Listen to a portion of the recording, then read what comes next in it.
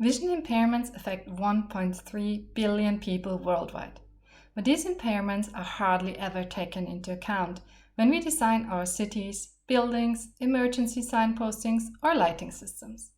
Architects and designers lack the tools and the methodology to do so.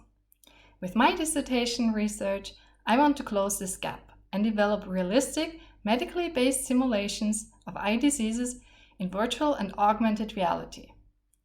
To investigate and quantify the effects of vision impairments on perception, one would need to conduct user studies with many participants who all share exactly the same kind of vision impairment. However, it is cumbersome to find such a sample group of participants, or almost impossible, since the severity and characteristics of symptoms are very subjective and can often not be assessed very precisely. Our solution to this problem is to conduct user studies with people with normal sight and graphically simulate the vision impairment. We adapt medical eyesight tests for VR and AR in order to calibrate the simulated vision impairments to the same perceived level of severity for different users.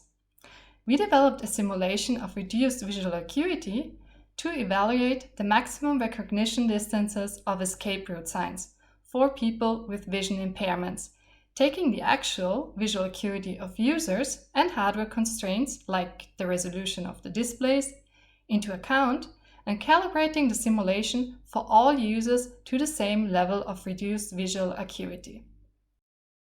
Following the findings from this first project, we built an effects pipeline to combine different symptoms to simulate eye disease patterns, which allow creating realistic simulations of complex eye diseases such as cataracts.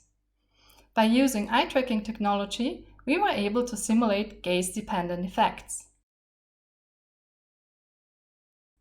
We are currently working on improving our cataract simulation and adapting it for the use in AR. We plan to run a user study with cataract patients to evaluate the realism of our simulation and test different lighting conditions in AR and investigate their impact on perception under cataract vision.